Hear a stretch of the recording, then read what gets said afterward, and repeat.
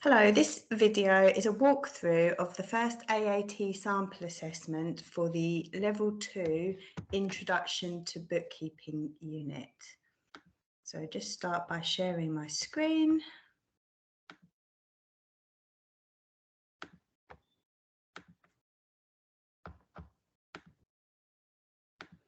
And you should now be able to see the sample assessment.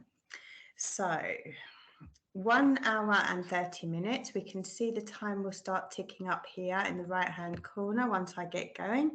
So let's start. So task 1, about manual and digital bookkeeping systems. Identify which document or report would be used for each of the purposes below. To summarise income and expenses, well, we know income and expenses goes into the statement of profit or loss. To check that the total amount of debit entries is equal to the credit entries, clearly the trial balance. To summarise assets, liabilities and capital, so they're all a snapshot in time in the statement of financial position. And to remind customers of amounts outstanding and request payment is going to be a statement of their account. We've then got codes. Product codes for a range of clothes follow the format below. First 2 letters of the colour, first 2 letters of the product, and then a sequential number for each product. So just following that code, I'm going to put in BR for brown, SH for shirts, and then you can see this one's got 106. So a sequential number means the next number, so 107. Red waistcoats is going to be REWA and then 108. Identify whether each of the following statements regarding manual bookkeeping systems are true or false. A petty cash book is always a book of prime entry, but never part of the double entry bookkeeping system. Well, that's going to be false because yes, it is always a book of prime entry, but it is also usually part of the double entry system as well. Not always, but usually. A cash book is not part of the double entry bookkeeping system if there is a bank account in the general ledger. So that is going to be true because, as we just said, the petty cash book and the cash book are always books of prime entry, and they are sometimes part of the double entry system, but not always. Complete the following statement about digital bookkeeping systems. Digital bookkeeping systems will, right, so they're not going to prevent someone putting in the wrong amount. So the best answer there is going to be reduce errors, but will not, well, they will automatically balance accounts for you, but you could put the same thing in twice, so they won't necessarily prevent the duplication of errors. Duplication just means you put the same thing in twice, the same error in twice. And then I have to press answer to take me to task 2. This task is about the principles of double entry bookkeeping. So the following accounts are in the bookkeeping system. So we've got to say if they are assets, expenses, income or liability. So plant and machinery, something held for long-term use in the business, is an asset. Wages and salaries, so paying people their wages and salaries for the year reduces our profit. So it's an example of an expense. A loan from a bank has to be paid back, so is a liability. And commission received is something that's coming into our business, contributing to our profit. So that's going to be income. The asset accounts total 159772 and the capital accounts show a balance of 100652. We've been asked to work out the liabilities. So we have to make use of our knowledge of the accounting equation that assets minus an as yet unknown figure for liabilities equals the capital. So 159772 minus what number gives me 100652. So the answer to that is going to be 59,120. Right, this one seems to cause people a little bit of angst. So identify the dual effect, so the two effects of each transaction by dragging the appropriate description into the table. We're ignoring VAT. So your approach to this should be as follows. You've purchased a motor vehicle on credit. So you start by working out the two sort of things in play. So we've purchased a motor vehicle. So we've got more motor vehicle. Motor vehicle is an asset. We've got more of it. So I've got an increasing asset. If I've bought it on credit, that means that I haven't paid for it yet. I owe someone the money. I owe someone more money as a result of this transaction, so I have an increasing liability as well. So that's going to be increase an asset and a liability. Right, next one, repaid a loan in cash. So break it down. We've repaid a loan.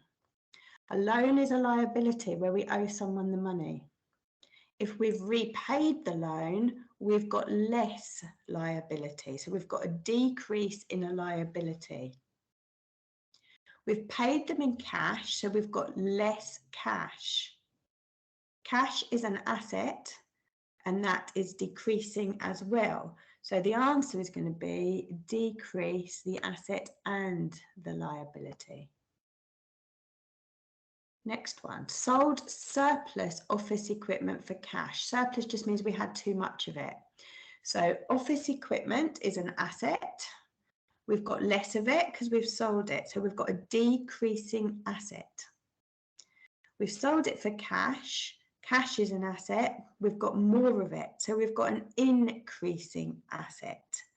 So that means that we have got an increase in one asset and a decrease in another. So both increase and decrease an asset. Fourth one, received a bank deposit from the owner. So that means the owner, anything to do with the owner is capital. So money's coming to the business, so more asset, more bank. And money from the business is capital. So I'm looking for the one that mentions capital, to be frank. So increasing an asset, more money, and recognizing more capital. Paid a credit supplier using a bank overdraft. So a credit supplier is someone that we owe money to. If we've paid them, we owe them less. So we've got a reduced liability. If we've used our bank overdraft is going to get even bigger. So a bank overdraft is a liability and it is increasing. You might find it helpful to write these down as you go in case you sort of, do one at a time. Think what's happened to the credit supplier, what's happened to the bank overdraft. Treat it as two separate parts of the question. Right, so we've paid a credit supplier, so that's a reduced liability. Using a bank overdraft makes a liability bigger, so it's going to be an increase and a decrease in a liability. That one was quite challenging. Right, task number 3 next. So this task is about processing customer invoices or credit notes and entering in day books.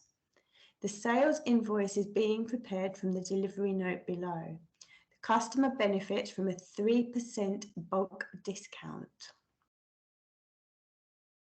Right, so this is the delivery note. The information can also be viewed in the references section, so I can pick this up here if I find it easier. Marginally. Right, okay. Saves me scrolling up and down. Calculate the amounts to be included in the invoice. Okay, so the amount before discount, we need to do 2,500 units multiplied by £1.15, which gives us 2,875. Right, bulk discount.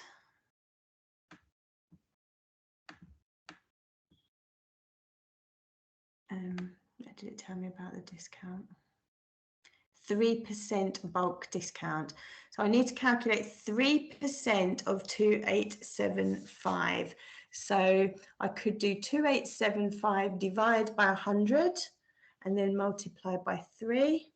I could use the percent button on my calculator, or I could know that 3% is 300ths and therefore do 2,875 multiplied by 0.03. Right, but either of any of those three ways will give me £86.25 as the bulk discount. The amount after the discount is the 2,875 subtract the 86.25, gives me 2,788.75. I then calculate VAT at 20% on that figure. So again, choose your method. You could multiply by 0.2. You could divide by 100 and times by 20, or you could use the percent button on your calculator. So you should get 557.75. You just then add on that VAT to the amount after the discount, which gives you £3,346.50. Identify the day book in which the invoice will be entered. Right, well, we know it's an invoice, so we know it must either be the sales day book or the purchase day book. And we need to be careful. So let's have a look again at the question. So the task is about processing customer invoices or credit notes. Well, if the task is to do with customers, it must be a sales day book because we are selling to our customers. We then have to complete the entries in the sales day book.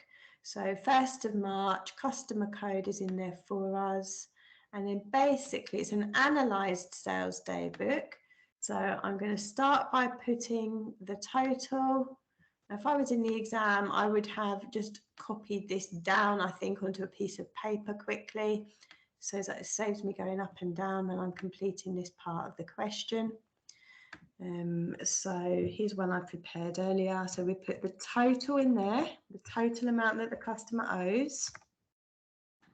We put the VAT amount in,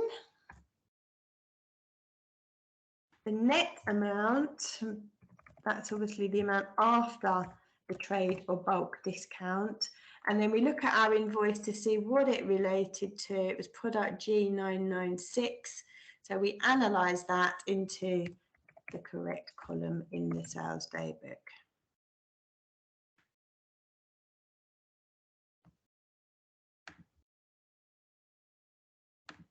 Just click on that again, it closes that reference information.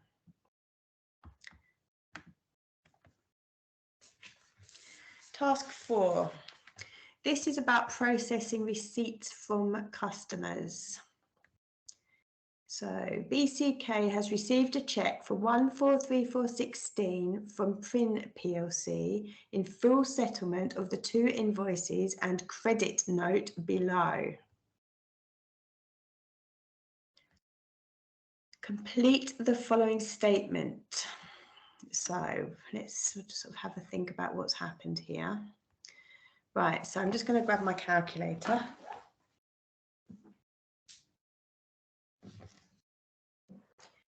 Okay, so I'm adding up £609.84 plus 864 minus, this one's a credit note, minus 130.68. So I've got a figure there of £1,343.16. And they've paid us £1,434.16. So they've paid me more than I think they should have done. So therefore, Prin PLC has overpaid. So we should be offering a refund. Chase PLC has offered a 2% discount for payment of all outstanding invoices by the end of the week. So a 2% discount. How much should be paid by the end of the week? So the amount the customer has to pay is obviously the full amount. So for the first one here, 1590. And if I just subtract 2% from that, I get a figure of £1,558.20. So the way that I do it is the quick way, which is that if you're getting 2% discount, then you're left with 98% left to pay.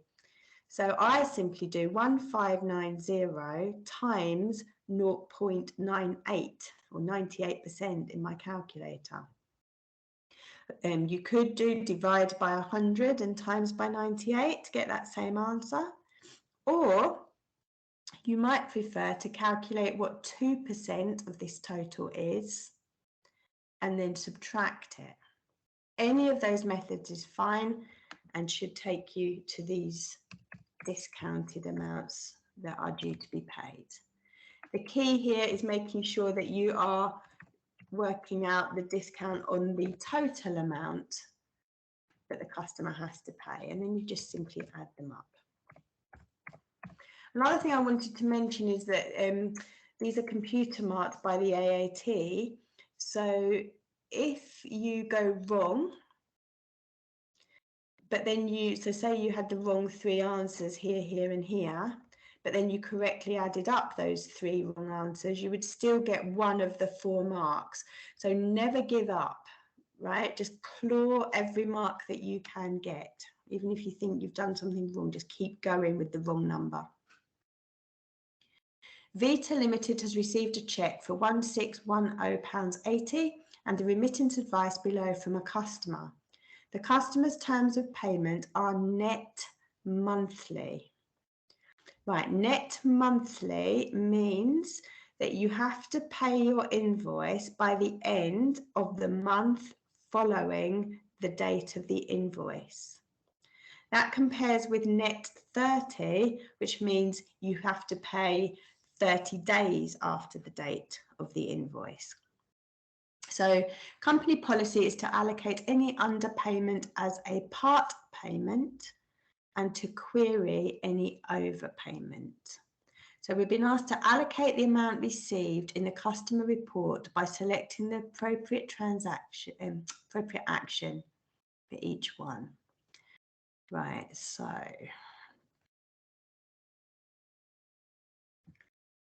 let's have a look then. So we've got outstanding invoices.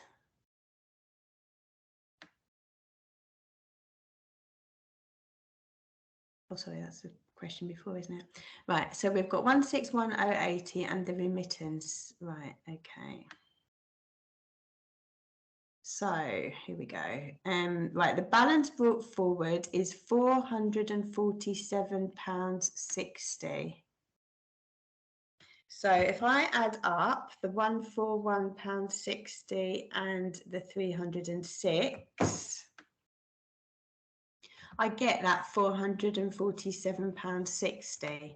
So I would allocate my receipt of money against that and it would be gone from my records.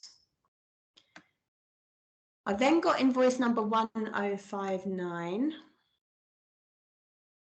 £474.40 has been paid according to the remittance advice, but the amount should have been £477.40. So they're £3 under. So I'm going to go allocate part payment. Right, then if I have a look, so what have I got here? I've got invoice 1062 and then a credit note that was against that invoice. It says, look, overcharging the invoice. So if I do £838.80, subtract 150, I've got £688.80. That is the amount that the customer has paid me. So that means I can allocate that payment in full against that invoice and that credit note. Now, a little kind of test I could do here is I could say to myself, well, look, the customer's paying 161.080. I'm just going to add up how much I expected them to pay. So £447.60 plus £477.40 plus 838.80 minus 150. I expected them to pay 1613.80. So they're £3 under, and that confirms it was the £3 under on that second one down. So I'm happy with my answer. Okay, task 5. This task is about processing supplier invoices or credit notes and entering in day books. So the supplier invoice below has been checked, authorized, and coded. Enter the invoice into the digital bookkeeping system by selecting the correct module. So this is a supplier invoice. So we've bought something. So we know that it must go into the purchase day book. And then my digital bookkeeping entries. So I'm looking for that supplier code. So BIF32. So I would type that into my system. The general ledger code. So this is quite straightforward, just copying 5032. Invoice number 3239.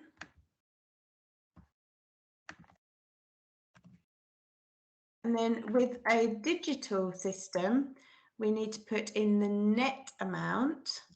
So we know that the net amount is before the VAT. So the 37125 is the net figure. And then we just tell the system what the correct VAT code is.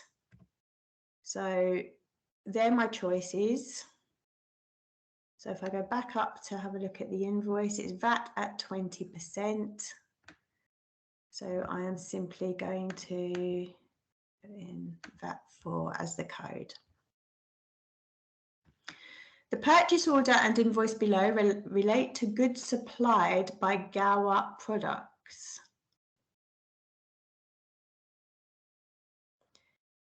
Identify 4 discrepancies in the invoice. Right, so looking at the choices, so the quantity supplied 80 boxes, so it's not that. The product ZX154, XZ154, so there's my first problem, the product. Date of invoice, so I've got a purchase order dated the 23rd of May and an invoice dated earlier. So that invoice date can't possibly be right because I can't have invoiced it before it was ordered. That doesn't make sense. Incidentally, if the date of the invoice is after the date of the order, then it does make sense. You wouldn't necessarily expect them to be the same date. Right, unit price, £4.76. The net amount, so if I do 80 times £4.76, I can check that the net amount is correct. And then if I work out 20% of that, I can check and find out the VAT is correct. And then if I add those two numbers together, the net and the VAT, I find that I should have had 456.96, and they've given me 456.76. So it's the total amount that's incorrect. Something I often get asked is, you know, if either the net or the VAT is wrong, the total is also going to be wrong. But you're only focusing on the source of the problem for this question. And then finally, terms of payments. This one says net 30, and this one says net monthly. So remember, net 30, payment due 30 days from invoice, net monthly, payment due at the end of the following month. So they are different. So there are my 4 answers. Number 6, processing payments to suppliers. An invoice dated 15th of May has been received from a supplier for 9,750 including VAT. The supplier's terms of payment are 30 days net or prompt payment discounts as shown here. Identify the date by which the supplier should receive payment if no discount is taken. Right, 30 days net, so 30 days from the 15th of May. So there's 31 days in May, so that claws me back to the 14th of June. They've been kind to us. It doesn't actually matter that there's 31 days in May. That's the only one that could possibly be. Identify the amount to be paid and the date by which the supplier should receive payment if payment is made within 20 days. So within 20 days, so let's get the total figure including the VAT, 9,750, and I'm just going to find 99% of that, which knocks off 1%. So that means that I am owed £9,652.50, and 20 days from the date of the invoice. So 15th of May, add on 20 days. So that gives us 20 days, 15th of May, so it would be 4th of June. Payment within 10 days, we do exactly the same approach, but we're knocking off 2%. So that gives us 9555.00. And 10 days after the invoice date is the 25th of May. A statement of account received from another supplier, Central Products, does not reconcile with the supplier report. The statement of account shows an amount outstanding of 8782. The amount does not include the 2 checks dated 29th and 31st of May, which were received by the supplier after the statement had been prepared. Right, so we have got this list of transactions. Okay, so it's asking us, identify which 4 amounts were included in the 2 checks. So there's the 2 checks at the bottom.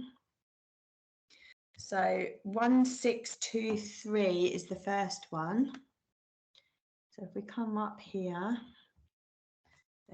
so it's a bit trial and error this really, but 1968 subtract 345 is 1623. So those 2 equal that first check there. So I'll tick them.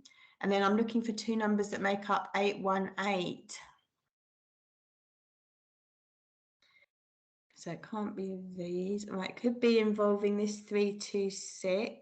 So what was it? 818 I'm trying to find. So if I do 818, subtract 326, that gives me 492. So there it is. So I can tick both of those. Calculate the amount that should be paid to settle the remaining balance of the account. Okay, so two ways we can approach this, and I would suggest that we do both ways to make sure we've got it right. So 8782 is what the supplier says, but they hadn't deducted these two checks. So if I subtract 1623 and 818, then I get 6341, right? So I think that's my answer. But I'm then going to double check, because if I then come to my list and I ignore the things that I've ticked, so I'm going to do invoice, so 1831 plus 1157, an invoice here, so plus 2427 plus 926, and then of course ignore these two checks because they've been ticked off against the items above. Again, I get the same number, 6341, so I'm then confident that I've done that correctly. Task 7, processing transactions in the cash book. Two amounts have been paid today as shown in the receipts below. Right, two amounts have been paid today, so you've got to be very careful. Work out right at the beginning whether you're dealing with money coming in or money going out. So two amounts have been paid today, so as shown in the receipts below. So these have come in from two different suppliers. There's two different names on these receipts, so that tells me we can't have been issuing them. They must have been things that we are paying. So don't be confused by the word receipt. It just means here's a paper receipt confirming that you paid some money. So these are payments that we are making. So we know then that we need to tick here straight away, cash book payments. We're then asked to complete the digital bookkeeping entries. Right, so for PWT colleges, we want the general ledger code.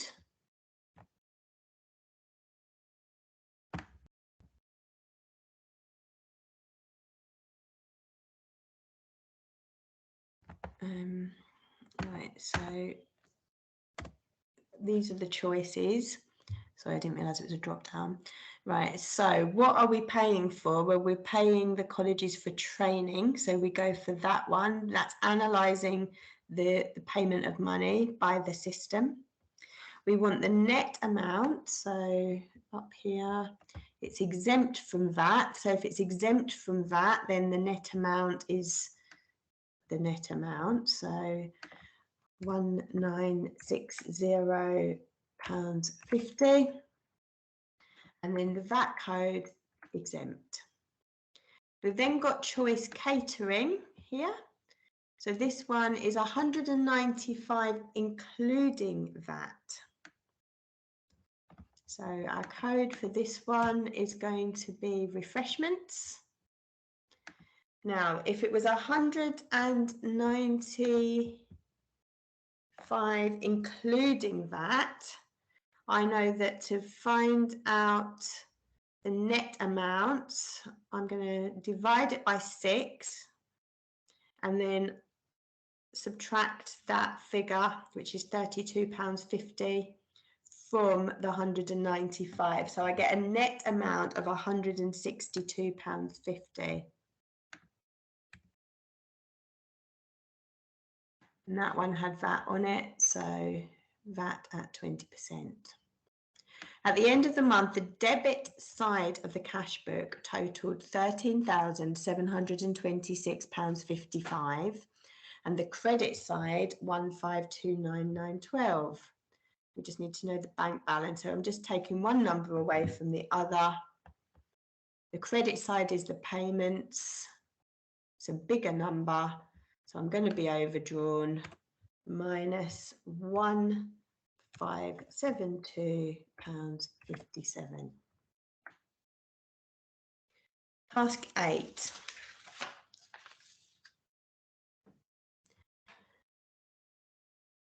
Processing transactions in the petty cash book. An organisation keeps an analytical petty cash book. That just means it's got analysis columns for the different expenses, and withdraws £200 from the bank on the first day of each month to top up the petty cash float. So they're withdrawing the same amount each month. So that is an example of the non-impressed system. Impressed is where you restore the balance to the same figure every time. On the 1st of September, there was £12.88 in the petty cash box. Later that day, the usual amount was withdrawn. So I would be drawing a little T account here. So I've got £12.88 on the debit side. I've got £200 coming in, also on the debit side. And then the petty cash purchases on the credit side, £187.42. So it's asking me to identify the entry required to record the closing balance. Closing balance is above your totals. It is the balance carried down. Closing and carried both start with a C, so you can connect them that way. In my T account, I've just drawn and balanced off. I can see £25.46, and it's asking me which side the carried down goes on. So you know with cash, it's an asset, so the brought down is going to be a debit. So the carried down must be a credit. But easier than that, I can see it. I've drawn it on my T account, and I can see that the balance carried down is a credit. The first petty cash purchase in October is shown below. Complete the entry in the petty cash book. So the total is the total. So it's £27.30 plus VAT. So adding 20% on here gives me £32.76. The VAT, oh, I could put the net figure in there, in fact, £27.30. And the VAT is simply the difference between those two numbers.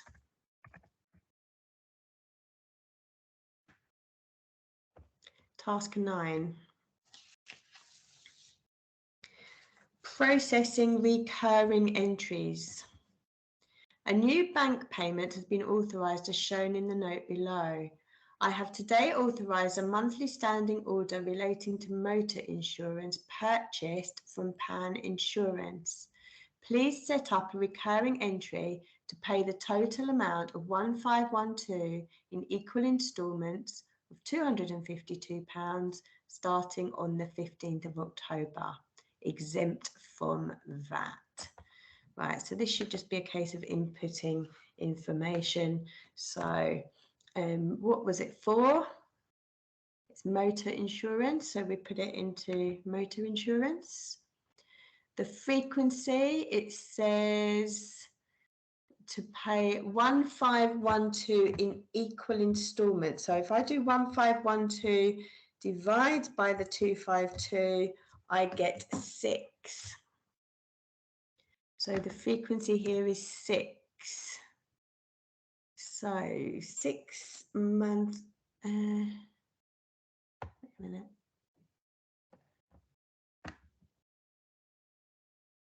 Oh, I'm overcomplicating it. Monthly standing order. Sorry, it's monthly. Right, recurrencies, that is 6. Sorry, slight confusion there. Right, the amount I want to put in, it's exempt from VAT, so I'm putting in 252, and I am using the exempt code. The following day, the digital bookkeeping system displays the message below. Do you want to process recurring entries today? Process one recurring entry by clicking on the box alongside the appropriate amount. Right, so let's have a look at this. So this one's starting on the 15th of October. Does it tell us what the date is? Right, I have today, so this is the 1st of October.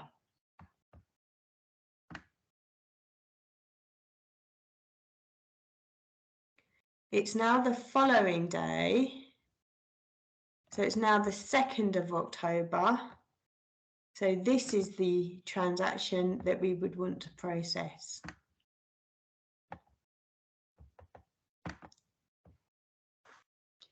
Task 10. This task is about transferring data from the books of prime entry. This task contains parts A to C. These are the totals of the sales returns daybook at Jutla Designs. Show the entries to be made in the general ledger accounts below. Right, so this is a sales returns daybook. So the net figure goes into the sales returns. Write in exactly what they've got, 0.00. I know that sales would be income and therefore a credit. So sales returns is the opposite. So therefore it must be a debit. I know that the net plus the VAT go together. So that must also be a debit. And then in the receivables ledger control account goes the full amount. And that must be on the opposite side, so credit. Task 11. The supplier account below is ready to be totaled and balanced at the end of October. Identify the entries required to record the closing balance on the 31st of October. Right, so I would put in, I can't type in here, but I know that if I was balancing this off, I would do 4692 plus 1831. So I would have 6523 in both of those totals.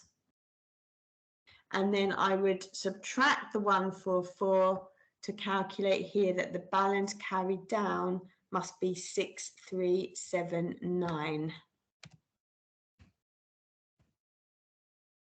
So the closing balance is going to be balance carried down. It would be on this side, plug the gap, so debit.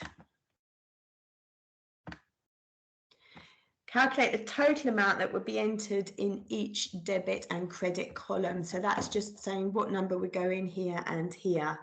So clearly it would be the sum of the higher side. So that would be 6523.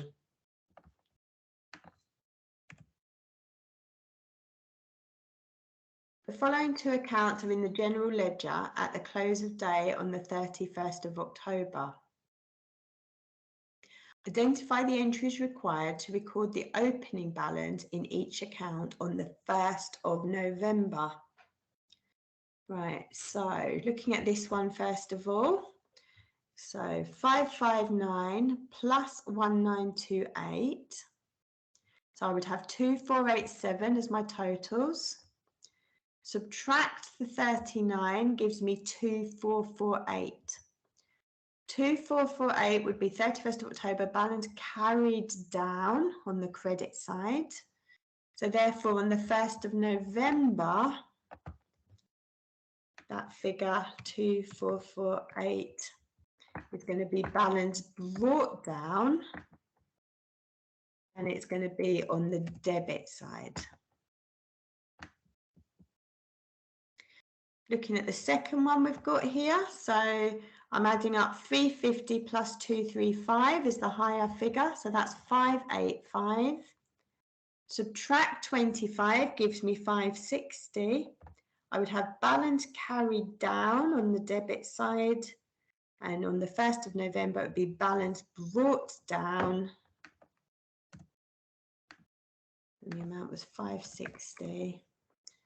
Brought down would then be on the credit side.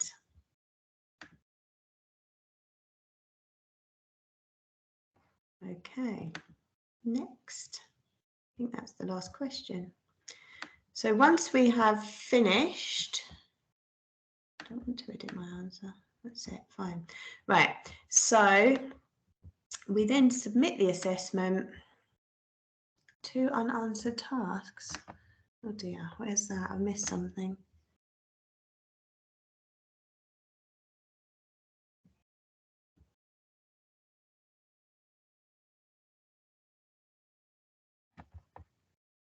How can I find out what I haven't answered?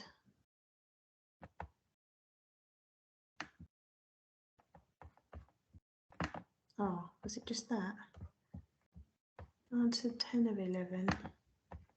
There was one unanswered task. Oh, here it is.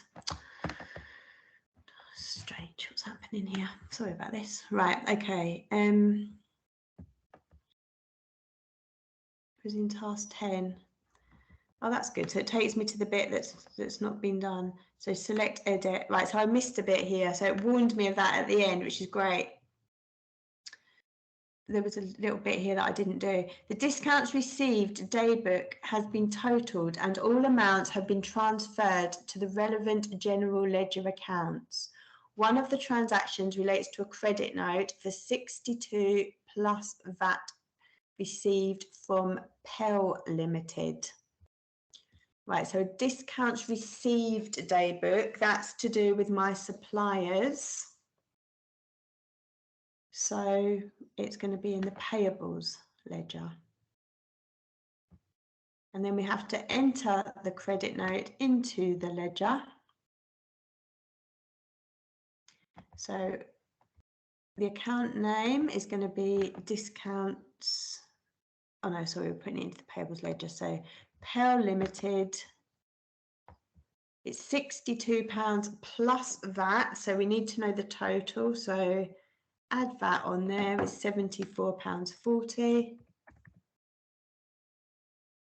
And so what have we got here? It's discounts received. So if we've got discounts received, that means that we owe this supplier less money. So less liability is going to be a debit entry. Right, let's try again. You have answered the last task. Do you wish to submit? Yes.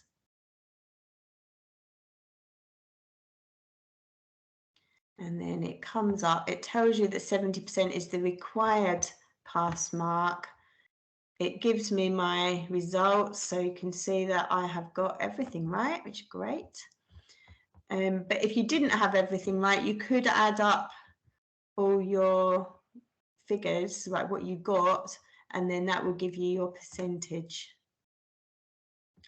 Okay, we're done. Thanks for watching.